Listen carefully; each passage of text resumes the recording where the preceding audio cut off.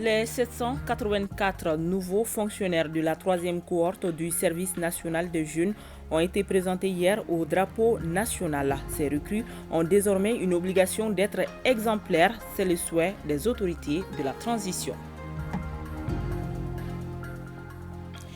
La chronique Un jour, une formule aborde Cheikh Anta Diop. Il est le panafricaniste bon temps, l'un des plus audibles et crédibles. L'historien sénégalais aurait 100 ans en 2023 s'il était encore de ce monde.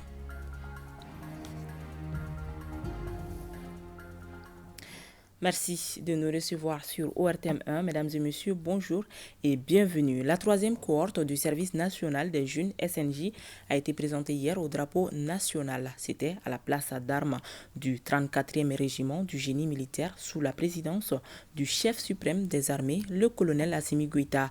Les 784 nouveaux fonctionnaires auront un rôle de premier plan dans l'obtention du nouveau type de malien souhaité par les autorités de la transition. Mamari Kouni.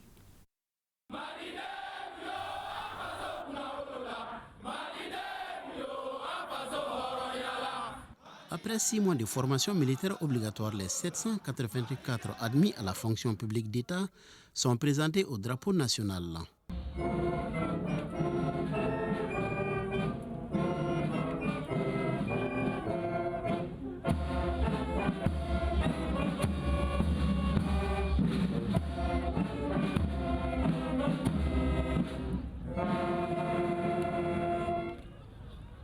Le président de la transition qui préside la cérémonie procède à la revue des troupes après l'exécution de l'hymne national.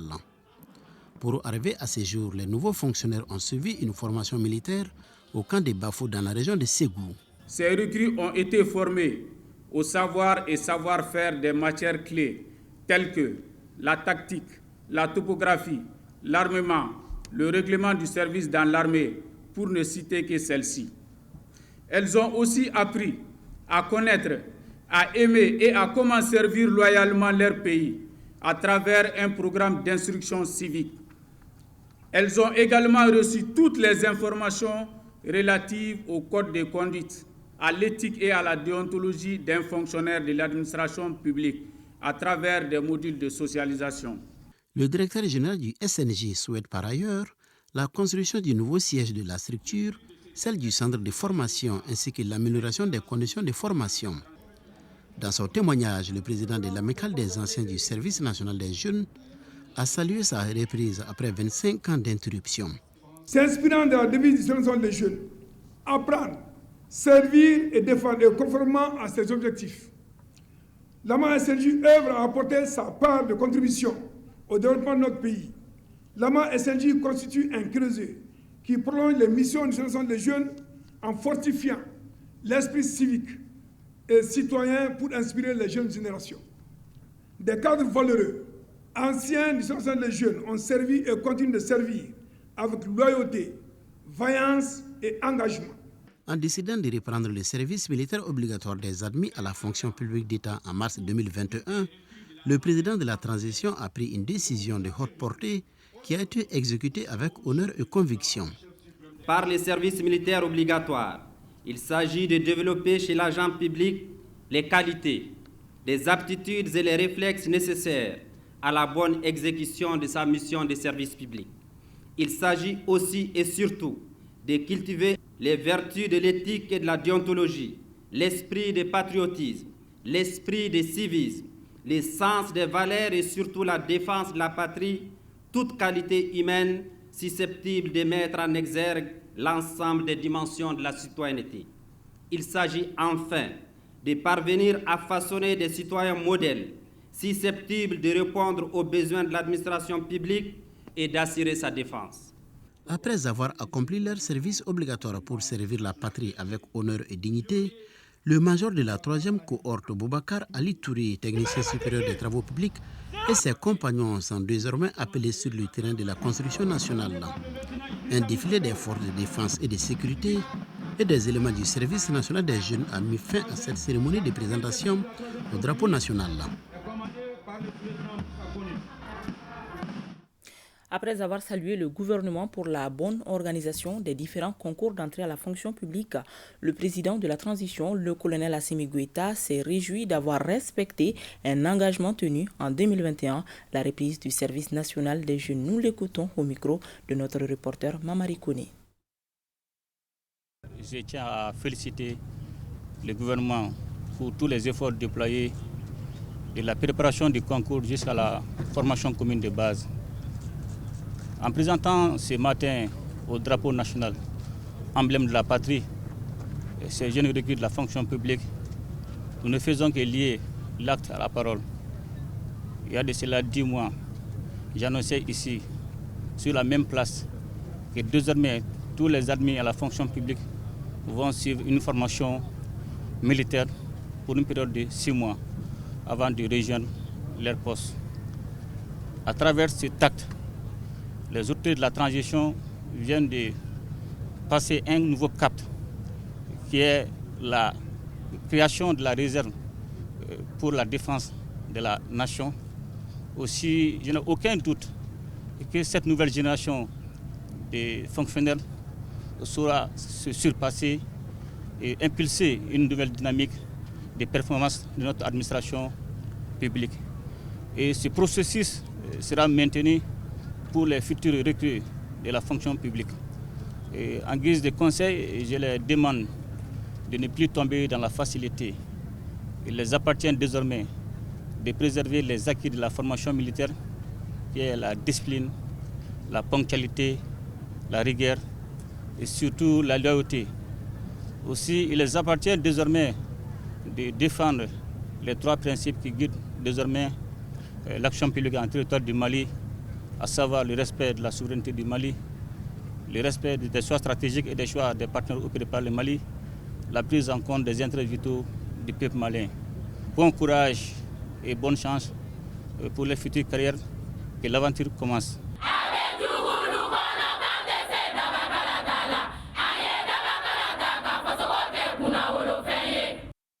Le service national de jeunes naît donc de ses cendres après un long moment d'interruption et cette renaissance du SNJ donne l'espoir que le défi du renouveau peut être relevé. Tamsir Diabaté et Khadija Aïdara. Il y a de cela 4 décennies que le service national des jeunes a été institué. Nous sommes en 1983. C'est là pour apprendre, défendre et servir la patrie loyalement. À cette époque, 2 contingents réguliers et spéciaux ont été formés pour un effectif de 6635 éléments. Et 25 ans après son interruption en avril 1991, le service national des jeunes renaît de ses cendres de la plus belle manière. Et cette fois-ci avec le mot obligatoire. Désormais, tous ceux qui seront retenus pour la fonction publique passeront par ce processus avant de rejoindre leur lieu de déploiement dans le cadre de l'administration.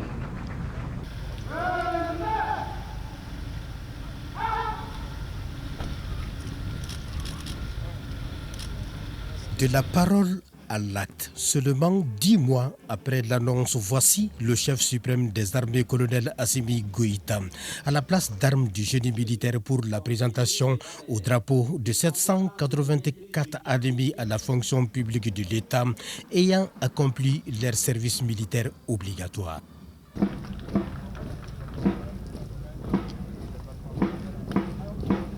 Les désormais citoyens modèles l'attestent dans un mouvement d'ensemble qui forme un bloc unique pour l'unité et des voix d'assurance prêtes à défendre la patrie.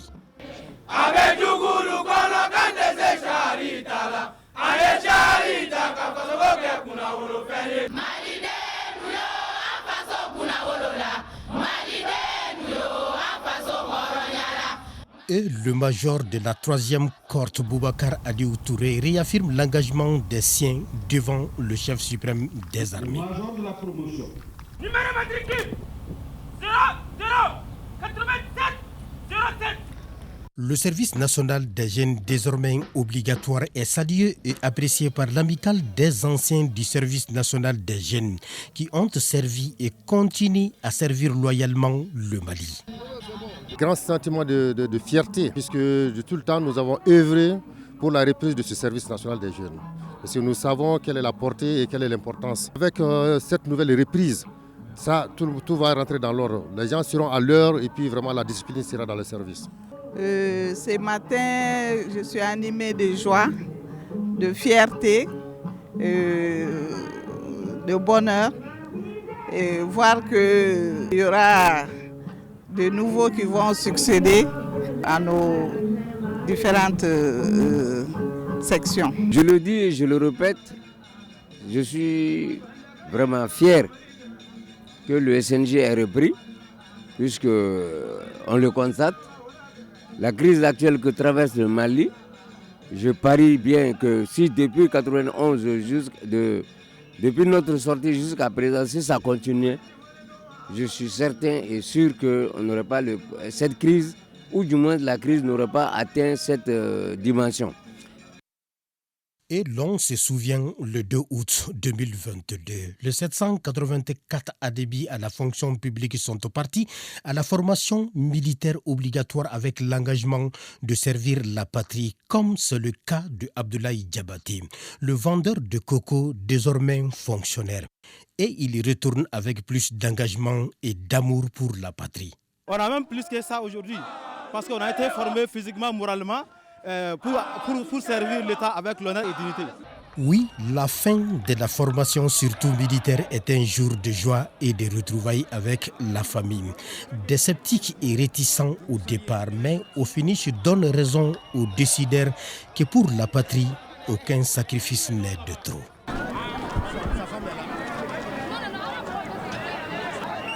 Au fait, j'ai un sentiment de grande joie pour le président de la transition.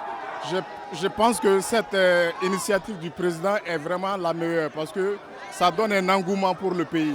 Je suis très fier de ma femme aujourd'hui, de par son courage et puis son abnégation à faire la formation au niveau de Bafo pendant 6 mois. Si l'État a besoin que ma femme aille défendre la patrie, je donnerai mon accord sans équivoque. Aussi, qu'il y ait un niveau d'unité autour du Mali, comme l'indique notre devise.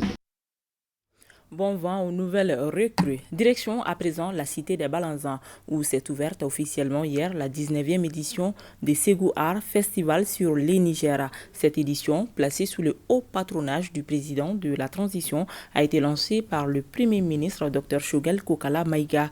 Prennent part à ce rendez-vous culturel les acteurs venus de 32 pays du monde. Pour le Premier ministre, plus qu'un festival, c'est un immense chantier qui vient renforcer les liens d'unité et de fraternité entre les peuples et valoriser notre riche culture à travers le monde. Des propos recueillis par Ramata Konate, Aliou Touré et Karamogo Traoré. Cette rencontre vise par ailleurs, votre rencontre ici, à redynamiser le dialogue entre le Mali et ses partenaires internationaux et à renforcer l'image et la crédibilité de notre pays. Malgré les crises multiformes vécues par notre pays ces dernières années, cet événement culturel est resté constant, j'allais dire résilient. Nous célébrons aujourd'hui la 19e édition du Ségou Art Festival sur le Niger. Et je voudrais donc souhaiter la chaleureuse bienvenue à tous et à toutes à cette grande fête de célébration de la culture malienne. C'est particulièrement un très grand bonheur pour moi de présider la cérémonie actuelle qui s'inscrit en bonne place dans l'agenda culturel du Mali et qui s'impose au fil des éditions comme l'un des grands rendez-vous incontournables au Mali. Le parrain de cette cérémonie vient de m'annoncer qu'il y a 32 nationalités qui sont présents aujourd'hui. Cela indique clairement que grâce à vous, notre pays n'est pas isolé, contrairement à ce que certains disent. Et notre peuple n'est isolé d'aucun peuple du monde. Le Mali, c'est la terre de tout le monde, tous ceux qui le respectent.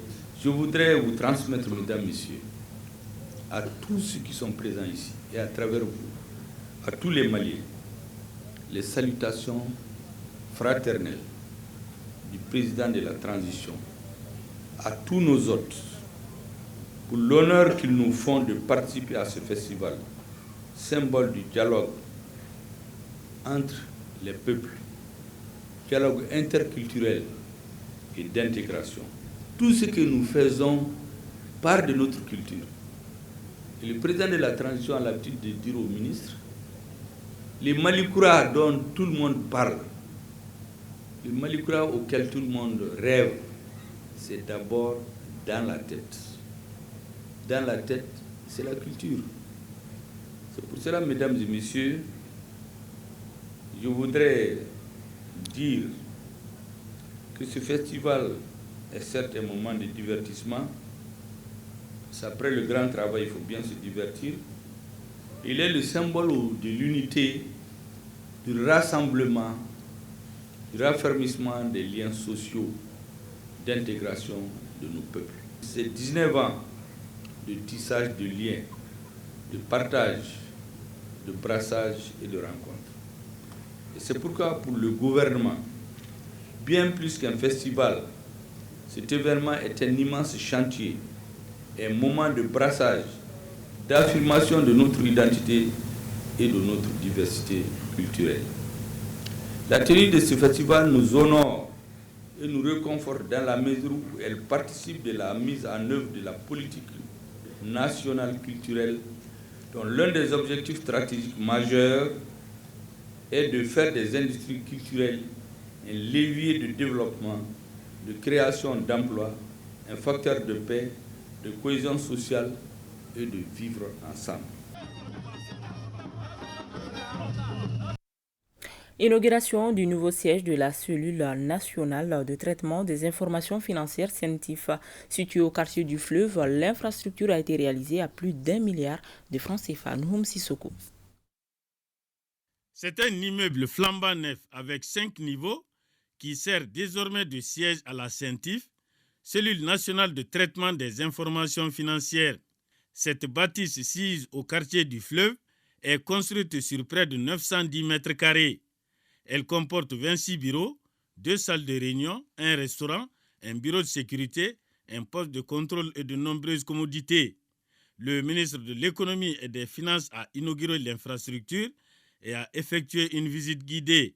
C'est au cours de l'année 2017 que les travaux ont démarré. Ils ont coûté au budget national 1,96 milliard. Les réalisations vont améliorer le cadre de travail des membres et du personnel de la CENTIF et sont de nature à augmenter leur rendement. En effet, ce nouvel immeuble est disposé et doté d'espaces de travail adaptés à la sensibilité et à la confidentialité des dossiers qui sont traités ici, ainsi que de salles multifonctionnelles. Pour le ministre de l'Économie et des Finances, cet effort du gouvernement s'inscrit dans le cadre de l'accompagnement de la CENTIF dans sa lutte contre le blanchiment des capitaux et le financement du terrorisme. Je place cet événement dans le cadre des mots que le président de la transition, chef de l'État, le colonel Assimi Goïta, a toujours évoqué, notamment de faire une lutte implacable contre le terrorisme et une lutte implacable contre le blanchiment des capitaux. Donc mettre la CENTIF dans les conditions meilleures de travail ne peut être que réjouissant pour moi, étant entendu que la CENTIF est une structure qui relève de mon département. Donc je félicite les autorités qui ont pu faire de telle sorte que cet événement soit une réalité aujourd'hui. J'invite les agents de la CENTIF à en faire un bon usage. La CENTIF a pour mission le traitement et la transmission d'informations en vue de la lutte contre le blanchiment de capitaux et le financement du terrorisme.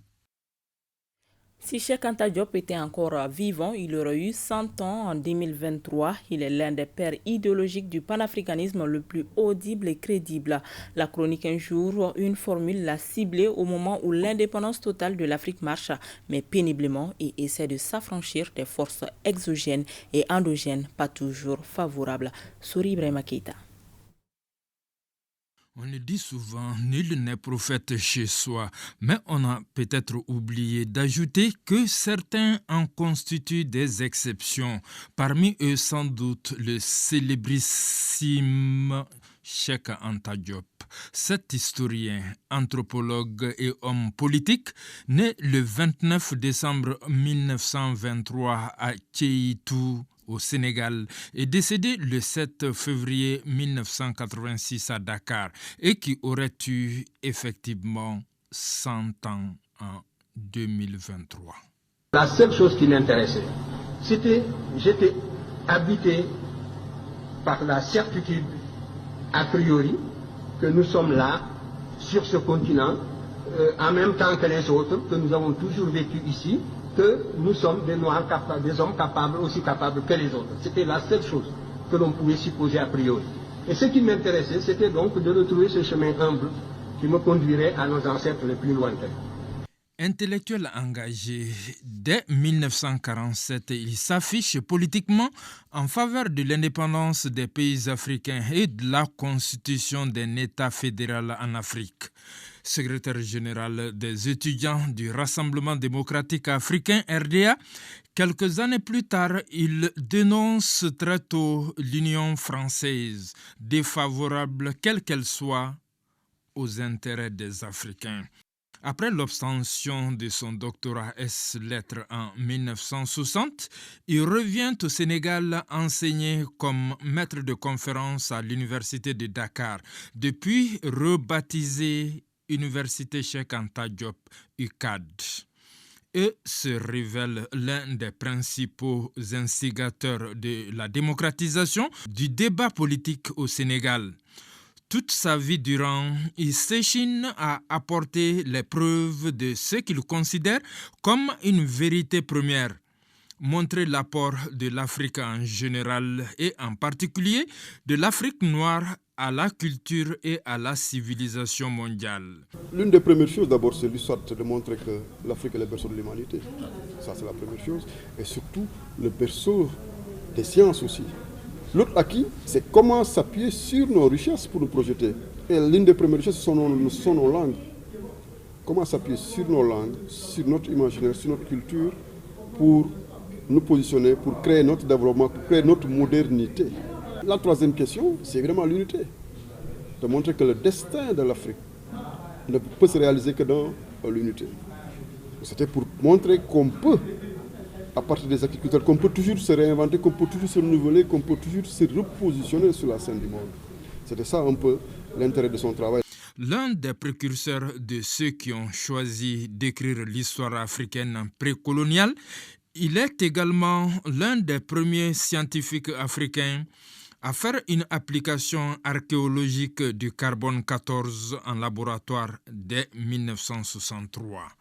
Parmi ces nombreuses œuvres qui font école, Nation nègre et culture, Césaire avait dit que c'était l'ouvrage le plus audacieux. Et c'est un ouvrage qui avait créé le déclic dans le monde noir. Ce premier ouvrage servait un peu à remettre les choses à l'endroit par rapport à l'histoire africaine, par rapport à l'histoire du monde. Parce que refaire de l'histoire de l'Afrique, c'était refaire tout simplement l'histoire de l'humanité.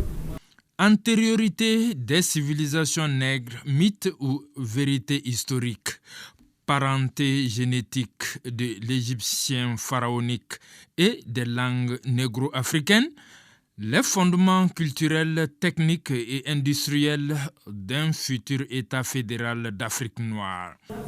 Je pense que le chemin continue. Il a semé des graines et lui-même il disait qu'il ne faisait que semer. Il appelait les autres à continuer, en commençant d'ailleurs par le critiquer, par approfondir ses thèses, sur lesquelles lui-même il revient à des moments. Parce que la recherche, elle continue. Mais ce n'est pas encore très comment on dirait, timide par rapport à l'ampleur de la tâche, par rapport à l'ampleur du chantier. On va dire qu'il y a des petites avancées, mais qui sont à l'échelle de ce qui nous attend, à l'échelle des potentialités, c'est des avancées encore faibles et timides. Il y a de nouvelles générations peut-être qui émergent sur la scène, qui se sont appropriées les idées de Cheikh Anta Diop et des gens de sa génération, qui, on voit quelquefois, essaient d'aller un peu plus vite que d'autres. Donc, mais le combat doit continuer. Qui disait alors: il vaut mieux mourir avec ses idées que de vivre avec celles des autres. On est sûr au moins, Cheikh Anta Diop est mort avec les siennes. Panafricaniste jusqu'aux ongles, vrai. Et ainsi s'achève cette édition que j'ai eu le plaisir de vous présenter. Merci de l'avoir suivi et à demain 13h s'il plaît à Dieu.